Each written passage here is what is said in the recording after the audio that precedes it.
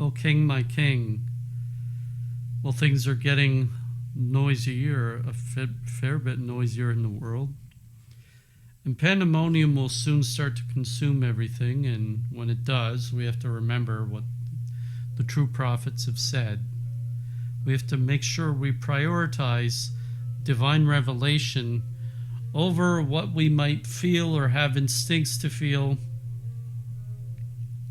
in all of this. We have to make sure that we have a bird's eye view of all of it and not get lost in it. And when we have a bird's eye view of all of it, we can assess properly what is evil and what is not evil. And so when evil reigns, when evil has its hour, it will try to present disorder. And disorder is when evil calls itself to be above good. That when we're desperate enough, we can act evil instead of good. But I've come to keep us informed in my report of the great evils in the world. 1.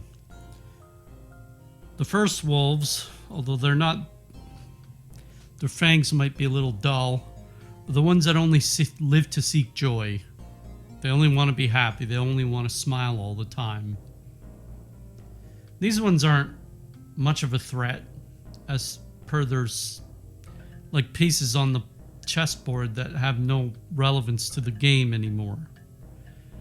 But they are wolves nonetheless, because they influence others to live the sleepy lifestyle they live. 2. Now I speak of those who not only seek joy, but they try to influence others into only seeking joy. These ones, they see sadness and they feel like sadness can only be conquered with happiness. They don't quite understand that it is darkness and light yet. So they see all sadness as things dark and all joy as things light.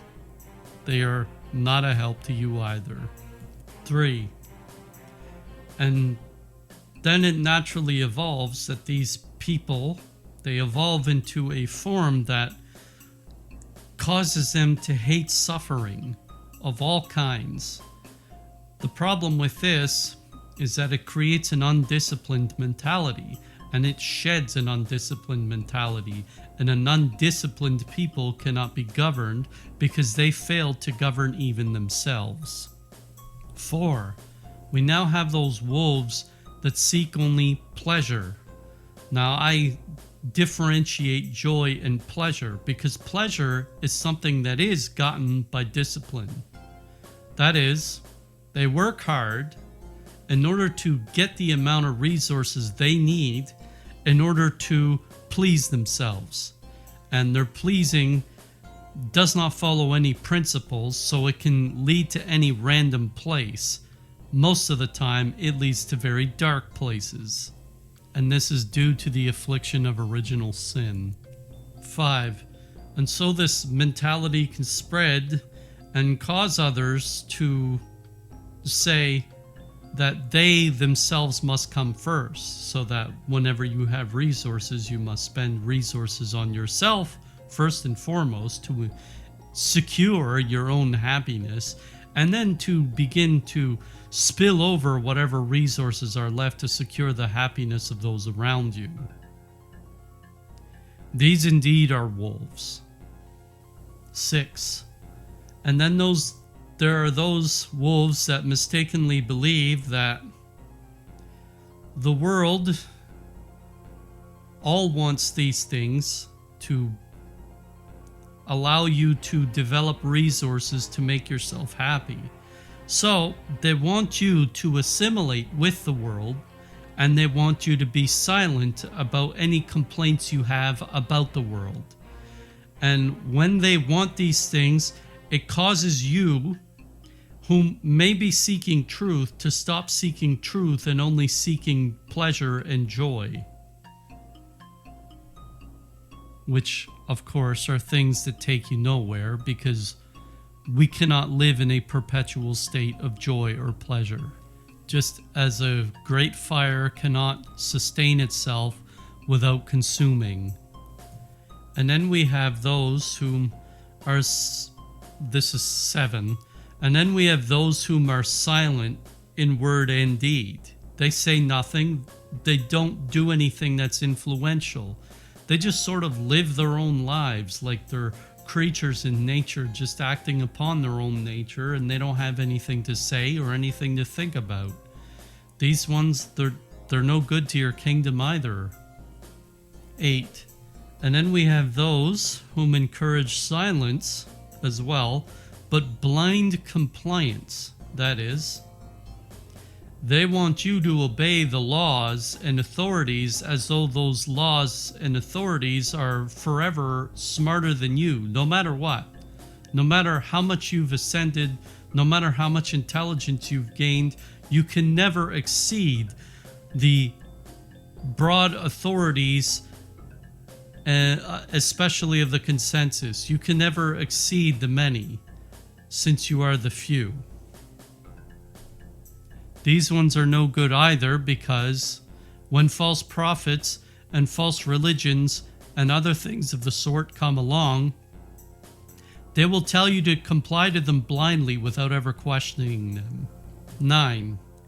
And then there are those whom encourage the pursuit of mammon and freedom and define success as mammon, as having your own property, as living an independent life, even though there is no such a thing as an independent man, and to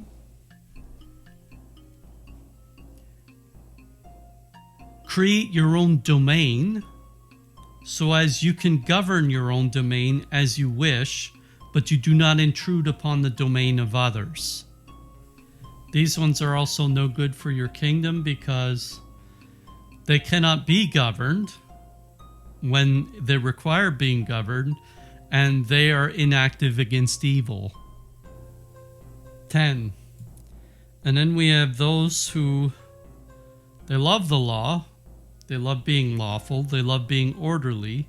However, they do not love principle, so they love law without loving principle. And because of that, they follow the letter of the law, but they do not understand why the law was written or what it's governing.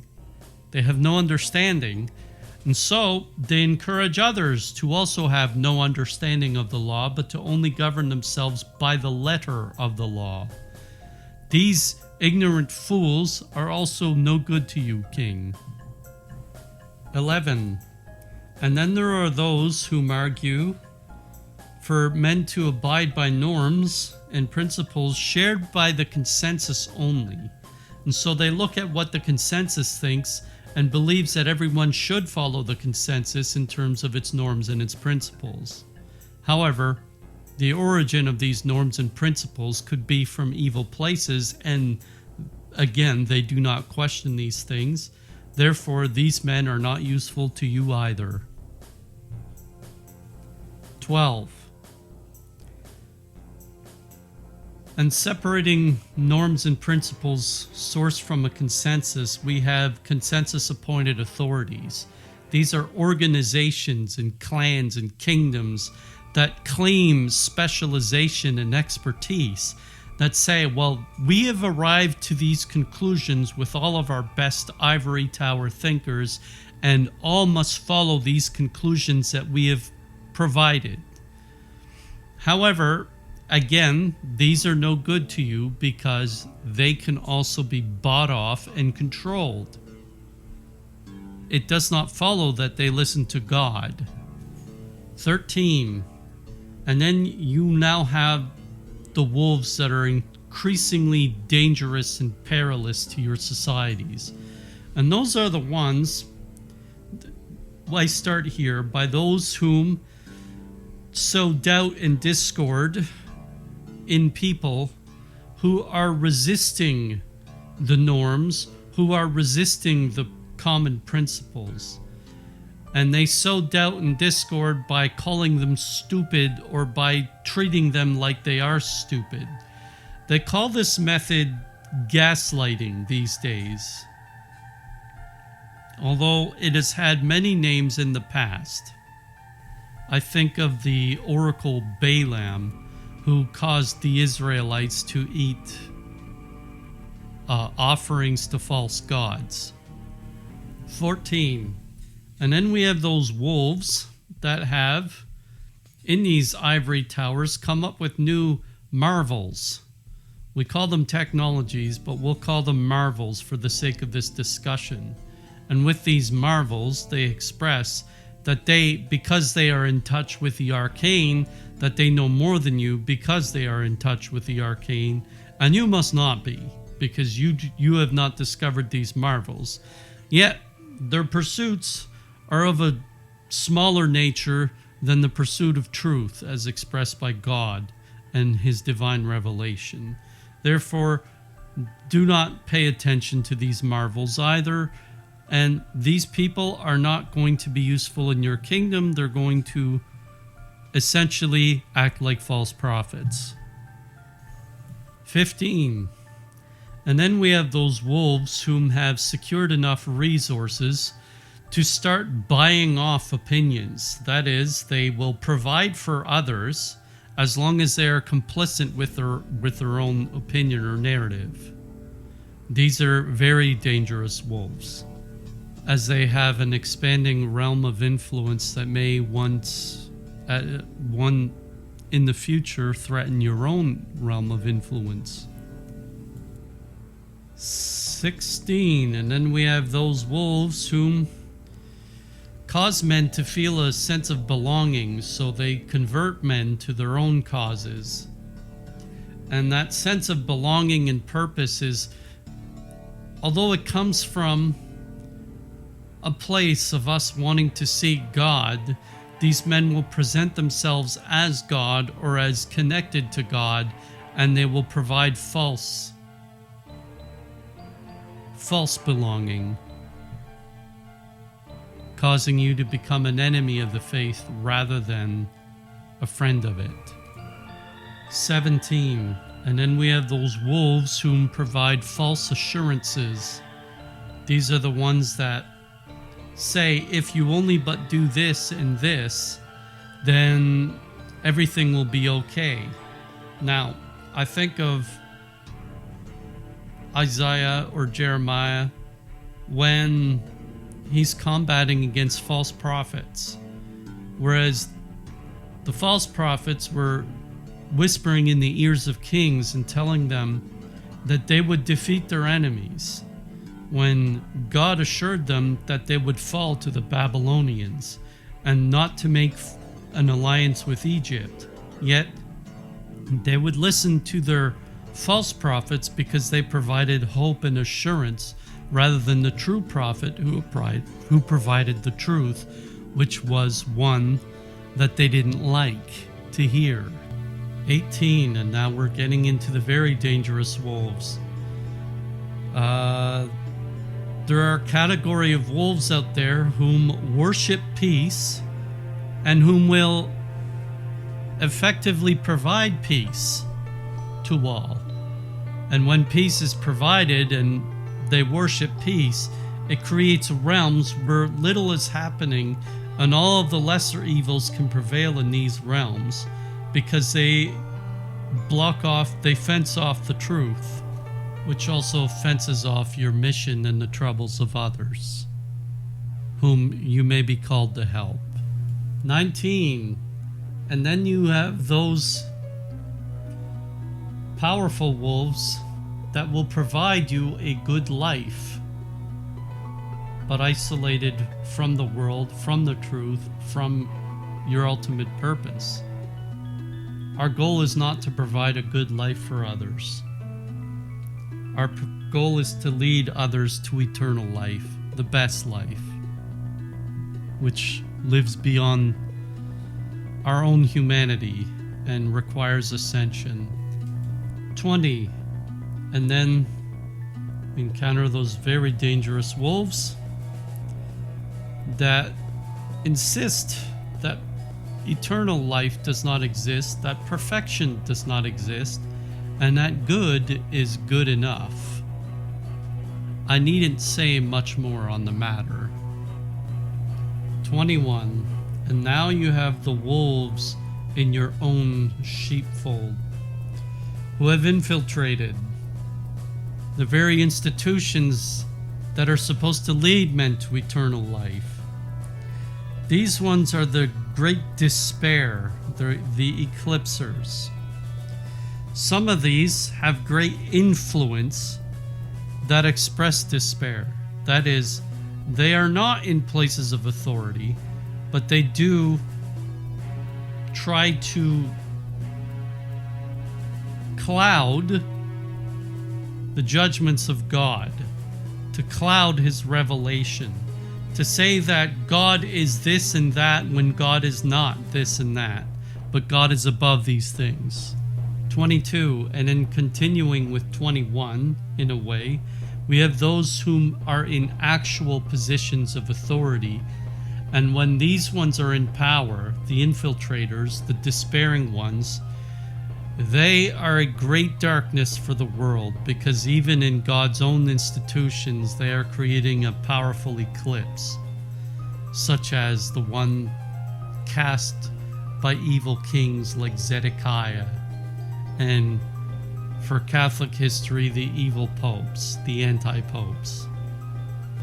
23, and at last, it's the one that will provide beauty, and he's only the one, who will provide beauty for all, but it will be not an eternal awakening, but an eternal sleep. And so his beauty provides us only with material realm beauty, the realm of the flesh, as though we are to embrace our humanity rather than deny it. But humanity is not what we currently are. It lives in a place that was abandoned by the actions of Adam and woman. This is our goal. We have to go back onto this path of humanity, which is ordained by God rather than interfered with by this beautiful one. Now, he has a false beauty. The one who has the true beauty, of course, is Our Lady. But he is the greatest wolf of them all.